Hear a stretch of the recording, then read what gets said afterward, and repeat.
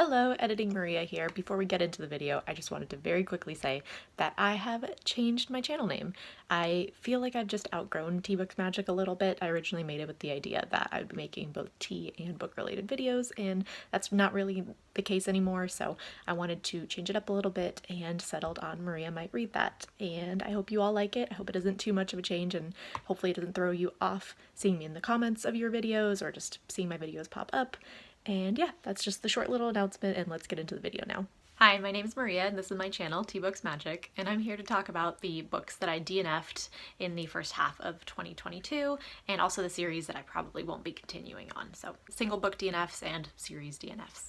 I have 3 hard DNFs from the first half of the year and 2 soft DNFs I probably will be picking up again, and then series we'll get into in just a minute. My first DNF was The Bone Shard Emperor by Andrea Stewart. This is book 2 in the Drowning Empire series. It's the sequel to The Bone Shard Daughter, and I had read The Bone Shard Daughter I think in December and really enjoyed it. It was kind of a very fun, fast-paced story. It essentially follows this kind of grim concept of magic using bone shards, where the emperor pulls out or kind of extracts a bone shard from each of their subjects, and then they can use those bone shards to power up constructs, or kind of these inanimate beings that can then go and do different jobs around the empire. They can be guards, they can be mail distributors. They're kind of what make the kingdom run, but the way that they're essentially powered is through use of these bone shards that then drain the life when in use of the citizens. So it's kind of a very grim idea. It's not the darkest story, even though it is adult fantasy. It kind of has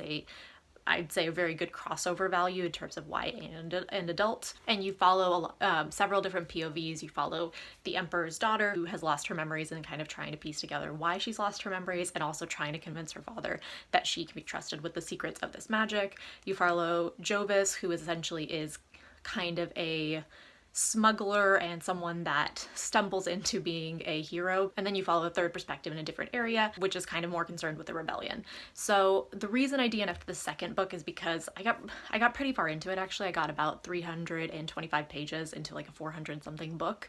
So I could have powered through and finished. I was just sensing that it wouldn't be higher than a 3-star for me, and I didn't really want to keep pushing another 100 pages just to get to that overall rating. I wasn't connecting with anyone in the second book, and the plot wasn't as engaging. And so it kind of then emphasized the fact that the characters weren't ones that I was connecting with a bit more. And then the reason I really kind of DNF'd at that specific point is because there was a relationship brewing that had kind of icky elements to it, and it could have been done in a way that I would have been on board with it, but it wasn't, and I could see where I was going, and I didn't really care enough to keep reading it. So I decided to just DNF it there. The second book that I DNF'd is The Black Hawks by David Ragg, and this is one that is kind of the opposite, where I DNF'd it really early on. I think I got about 35 pages in, and I just wasn't feeling the writing style. It's one that I picked up for Cassidy from Covers with Cassidy's book club, Patreon book club, and she also ended up DNFing it. We just all weren't really vibing with the writing style of it. From what I know of it, it's supposed to follow a band of mercenaries who go off on a quest and something like that. It's supposed to have, a lot of humor in it, a lot of found family, kind of a Kings of the Wild-esque comparison, but it just wasn't working for me. The humor I felt was based a lot on kind of crudity and cursing, and the main character at the beginning was kind of just rubbing me the wrong way, so I just put it down because I had zero desire to pick it up. I'm a very, humor in books is very touch or go for me. I tend not to really like it in the way it comes across, so that's usually already kind of an anti-buzzword for me, and I gave it a try and it wasn't working for me. And then the third book that I DNF'd was probably the most difficult DNF for me because I so badly wanted to like this book, and that is The Boy with Fire by Aparna Verma. I really, really wanted to like this. This was a 5-star prediction for me. It is a self-published book and the first in a series. This is a desert fantasy multi-POV story with a lot of political and kind of religious themes, which are all big buzzwords for me, and also desert settings. I love desert settings. It's also Indian-inspired mythology, and I love that inspiration. It had all the elements of a book that I would love. One of the POVs that it follows is an ex-assassin who's trying to kind of gain his freedom. It also follows a princess who's trying to rise and ascend to the throne, but is unable to kind of harness the firepower that the royalty are known for having. And then it also follows the king, her father, who is kind of not ready to give up the throne. And then there's a prophecy that's also kind of threatening this kingdom. I found the prophecy really confusing. By the point that I DNF'd, I still didn't really understand the prophecy and kind of what it was saying, because the prophecy was essentially saying that this fire magic that the kingdom holds is going to destroy the kingdom, but then everyone was also worshipping the prophecy and the fire magic and kind of looking forward to the destruction. And the king was trying to say, no, we don't want destruction, but then everyone else was saying, yes, we do want destruction. Or at least that's kind of how I understood it, where it's not like the prophecy wasn't known and people just didn't know that it was threatening this. It's like they knew it was threatening that, but their religion wanted it to threaten that. I don't know. Like I said, I found the prophecy stuff really confusing for the point that I got to. And then the vibes of it just were really not working for me. I didn't realize when I went into this that this was a sci fantasy and that it is pretty heavy on the sci-fi kind of side. And I think that one of the reasons that the vibes really felt off for me is that I had gone into this book after having seen a lot of art for this book. And so the vibes that I had of it were kind of Indian, desert setting, and just kind of very fantasy-like. That's the imagery that everyone was using in the like different reels and fan photos that fan art that I was seeing made. But then when I started reading it, the vibes were more like futuristic, next generation technology, a lot of like special made guns, things like that. Like it wasn't very a fantasy vibe setting, so that threw me off. And that wasn't enough for me to DNF, but that kind of put me on the wrong, it just made me off kilter with what I had been expecting. And then also, like I said, I found the prophecy and religion kind of confusing. I wasn't connecting with any of the characters, and it was more sci-fi than I would have liked. I'm not a big sci-fi reader in general, so the mix of the sci-fi fantasy wasn't working for me particularly well. So I just ended up DNFing, although it took me about 3 days to decide to DNF this one because I just so badly wanted to push through and like it, but I wasn't vibing with the writing style. It just really wasn't clicking for me. I'm sad that this wasn't a new favorite. I had really high hopes for it, but it is what it is. Oh, the other thing I should mention about the characters is that I also didn't really understand their motivations. I felt like their motivations didn't really make sense for the things that they were doing, so it was hard to get on board with everything that was happening plot-wise, so that was another kind of detractor for me. So those are my 3 hard DNFs for the first half of the year, which isn't too bad. And then I have 2 soft DNFs. These were ones that I picked up in the middle of my like January, February slump, and I just was not really I wasn't able to read anything at that time, and the books that I was reading weren't holding my attention. It wasn't really the books themselves, it was just the mood that I was in and the slump itself. So I'm definitely planning to come back to these. The problem is that my brain now kind of associates them with the slump. So I'm having a little bit of like difficulty convincing myself to pick them up again, but they're definitely books that I haven't given up on. The first one is Legacy of Ash by Matthew Ward, and this essentially is kind of a military-based fantasy about the clash of empires. There's a rebellious figure that is killed off at the start of the book, and that kind of only inflames the rebellion more, and you're having this empire trying to quench this rebellion and kind of getting into all of that. It's multi-POV, and you're following characters from both sides, both in the empire that are kind of trying to stop this rebellion, as well as characters in the rebellion, and then also characters that are the children of this rebellious figure that was killed at the beginning. And one of the children is trying to kind of escape the bad reputation of their family name, whereas the other one is trying to kind of get revenge for their mother's death. And like I said, a lot of different characters. There is a character list at the beginning of this that was very helpful because I did forget periodically different names, so I was going back to that quite a lot. It does follow a lot of people. I was really enjoying this. I got halfway through. This is about an 800, pretty big tome, and I got about 400 pages in. Like I said, it was the slump that was really not helping. This book does have a very great beginning and then kind of a bit of a more meh middle, and then I'm told the ending gets really good, and I got right into that meh middle, and that's where my slump I needed something that had a bit more action to it, and this was a bit slower in the middle and it wasn't really working for me, but I am excited to hopefully get back to this. The problem is that now, like I said, I've read half of it, which is 400 pages, so I don't really want to go back and reread them. That's a lot to kind of have to go back and reread, but I also feel like I've definitely forgotten things, so that's part of why I haven't picked it back up, because I don't really want to reread, but I know I've forgotten stuff and I should reread, so I don't know what I'm going to do with this. I might put this off until next year and then just reread fresh, or I might just pick up from where I left off and see if it works for me. I don't know, but soft DNF for this one for now. And the other soft DNF that I have is The Liar's Knot by M.A. Carrick, which is a duo pen name for Marie Brennan and Alec Helms, and this is the second book in the Rook and Rose trilogy, I believe it's going to be. This is the sequel to Mask of Mirrors. I really loved Mask of Mirrors last year. It was one of my standout books from the last year, and I was really excited to get into this. I actually planned to pick it up right after it came out in release, which I think came out at the very tail end of last year. I didn't end up getting to it as quickly as I wanted, so I picked it up sometime, I think, toward the end of January, and unfortunately, again, that's when my slump hit. I was actually really enjoying this. I got 150 pages in. I was really enjoying being back with the characters. There was kind of a romance brewing that I was excited to see more of, and just just in general, this has a very kind of atmospheric world. Mask of Mirrors follows a con artist who is playing a long con on one of the society's families and is pretending to be one of their relatives to essentially be adopted into the family ledger and con them out of their wealth.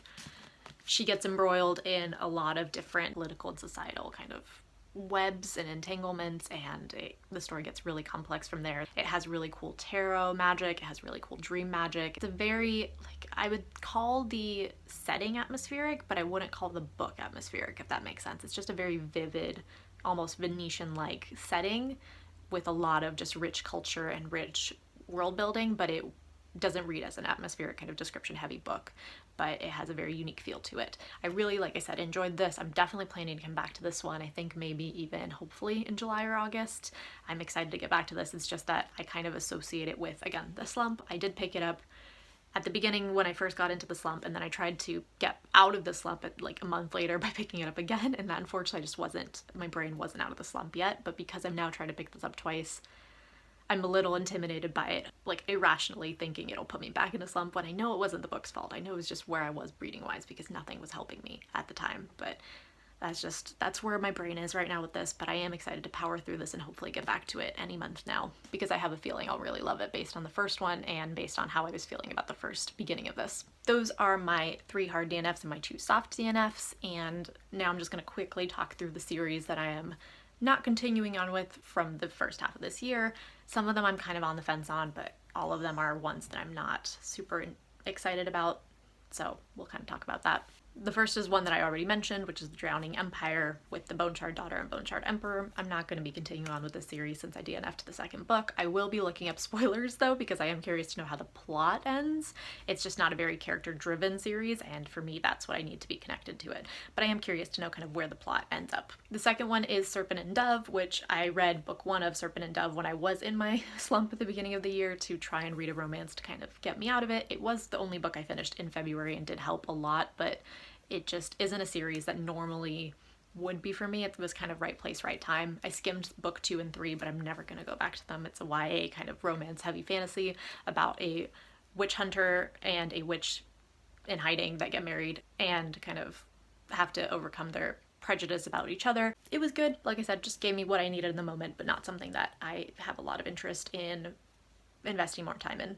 Another series that I will not be continuing on with is The Empire of the Wolf, and the first book of this series is The Justice of Kings by Richard Swan. I'll be talking more in depth about this book in a wrap-up at some point, but this book did not give me what I wanted it to give me. It was, again, an anticipated new release, and I really, really had a lot of high hopes for it, and unfortunately it just is not the type of book or series that I'm going to enjoy. So I did make it through this book. I technically should have DNF'd it because it was very, very disappointing read, but I powered through. I'm not going to power through the series though. That is where I'm calling it quits. It's just the world is too dark for me. The main character that it's narrated from is the most annoying character I've read it from in a while, if maybe not ever. I just found her insufferable and so whiny, and I don't want to read more of her. And it does have the series and the world have a very kind of grim, dark feel that I don't think I'm gonna like. It's just a very cynical, the world is corrupt, and I just don't like where there's like hints of romance I don't like. It, like I said, didn't work for me, which is a shame because it follows a traveling justice in this kind of fantastical world who travels around and administers the king's justice. And when justice clashes with kind of religion and religious powers, it had really cool commentary on religion and the law, which I thought was interesting, but that's not enough for me to continue on. And the last 3 series are ones that I'm kind of on the fence on. I don't know if I'll continue on. I think I might give the next book another try. The first one is The Mages of the Wheel, which the first book of that is Reign and Ruin.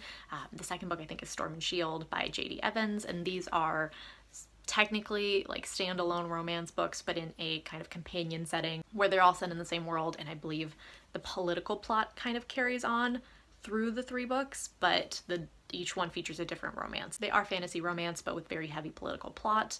I enjoyed the first one. I think I gave it 3 stars. These are also self-published books. I just don't know if I care enough about it to continue on to the next one. I have heard that it's better than the first, so maybe I'll give it a try and see if that romance works for me. I'm trying to pick up romances here and there to kind of break up my fantasy and give me a bit of a palate cleanser. I don't know if I'll come back to the series in summary, but I might. It wasn't bad. It just wasn't anything spectacular. I also have another self-published series, which is A Royal Champion by G.M. White, I believe. The first book in the self-published series is The Swordsman's Lament. There's also a prequel called The Swordsman's Intent. I did read both of these fairly recently, and these will be talked about more in an upcoming wrap-up as well.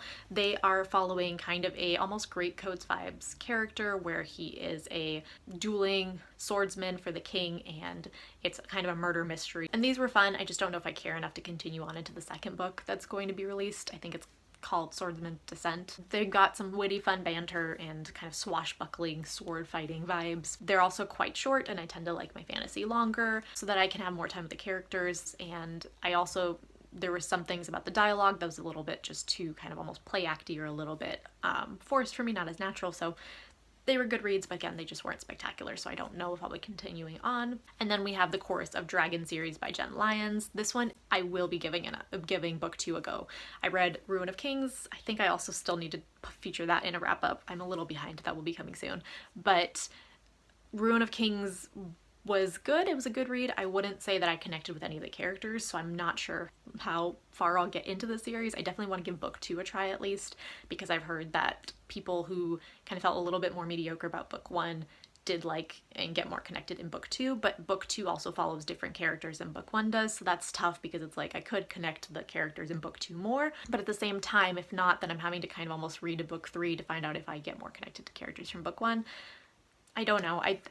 I'm gonna give it a go at least and see how I feel about it, but it's a series, it's a very unique series with a lot of unique storytelling and kind of framing elements. This book has footnotes and narrators who quibble at each other in the footnotes. It's about a prophecy, but in a very kind of complicated way. We have a lot of characters that have there's reincarnation, there's characters that can switch bodies, things like that. So it's a very kind of unique but also kind of complex fantasy story with a big cast of characters, and I just haven't connected to it yet on a character level, but I want to because this is a series that I feel like I could potentially love. So I'll give it another go. I just don't know how far. I'm a little on the fence with it right now, so I wanted to put it on this list. So those are all of the books that I DNF'd in the first half of the year and the series that I'm either considering DNFing or am definitely DNFing. I'd love to hear what books you've DNF'd so far this year. If you are someone who does DNF, if you're not, let me know about that as well.